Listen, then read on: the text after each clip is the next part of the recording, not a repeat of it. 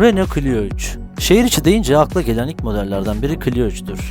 2005'ten 2012'ye kadar üretilen bu B segmenti hatchback, uygun fiyatı ve düşük yakıt tüketimiyle hala piyasada çok tercih ediliyor.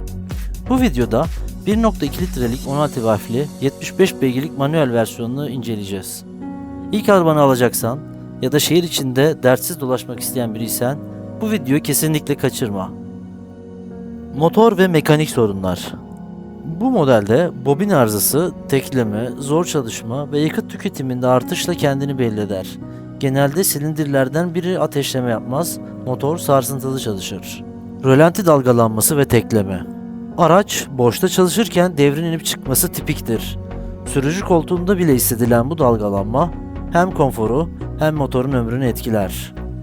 Debriyaj seti. Özellikle 100.000 km sonrası kavrama zayıflar, vites geçişleri sertleşir. Rampada kalkışlarda titreme yaygın bir şikayettir. Trigger kayışı. Zamanında değişmezse motorun içinde ciddi hasarlara yol açabilir. 60-70 bin kilometrede değişimi şarttır. Koparsa komple motor masrafı açar. Elektrik ve elektronik sorunlar. Clio 3'te gösterge paneli zamanla piksel hataları, yanıp sönen ekranlar ya da temassızlık nedeniyle çalışmama sorunları gösterebilir. Elektriksel kaynaklı bu problemler genellikle lehim yenileme ya da panel değişimiyle çözülür. Cam otomatiği arızası. Özellikle sürücü kapısındaki cam düğmeleri zamanla işlevini yitirebilir.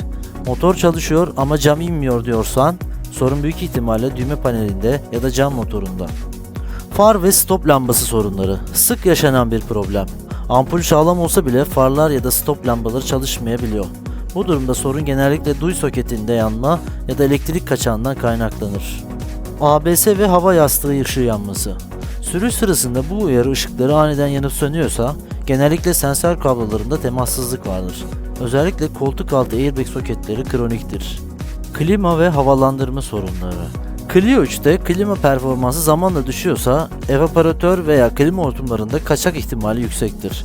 Gaz bastırsan bile kısa sürede tekrar soğutmamaya başlar. Fan motoru tamamen susmuşsa sigorta kutusu veya motor rölesinde arıza olabilir. Bazen de motorun kömürleri bitmiştir. Havalandırma yön seçici bozulması. Hangi yöne çevirirsen çevir, hava sadece camlara gidiyorsa yön kontrol klepesinde ya da bağlantı telinde kopma vardır. Göğüs sökülmeden müdahale çok zordur. Donanım ve iç mekan sorunları. Kolçak ve torpido kapağı gevşemesi. Zamanla menteşe yerlerinden ses yapmaya başlar ya da tamamen yerinden çıkabilir. Ucuz plastik kalitesi burada kendini belli eder. Orijinal ses sistemi zamanla bozulur. Özellikle sürücü kapısı hoparlörü cızırdamaya başlar. Su girişi nedeniyle hoparlörler nemden etkilenebilir. Anahtarla açarken kilit takılıyor ya da merkezi kilit bazen çalışmıyorsa motor içi aktüatörlerde temassızlık olabilir. En çok sürücü kapısında görülür. Şasi ve süspansiyon sorunları. Clio 3'te ön takımdan gelen tak-tuk seslerinin en büyük nedeni yıpranmış Z rotlar veya salıncak burçlarıdır. Özellikle kasislerde ve bozuk yolda ses artar. Arka torsiyon çökmesi. Kilometresi yüksek araçlarda arka tarafın yere çok yakın olması torsiyon sisteminde yay ya da amortisör arızasına işarettir. Direksiyon boşluğu. Direksiyonu çevirdiğinde araç geç tepki veriyorsa rot başlarında veya milde boşluk olabilir. Bu da sürüş güvenliğini etkiler. Kaporta ve dış aksam sorunları. Zamanla kapı fitilleri yerinden çıkar veya sarkar. Hem ses izolasyonu zayıflar hem de yağmur suyu içeri sızabilir. Boya atması ve tavan yanıkları. Güneş altında çok kalmış Clio 3'lerde tavan ve kaput kısmında boya salması ya da vernik atması sıkça görülür.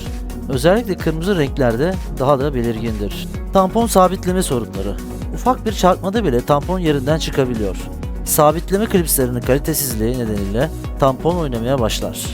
Clio 3'ü almayı düşünüyorsan bu kronik sorunlara dikkat et. Sonradan üzülme.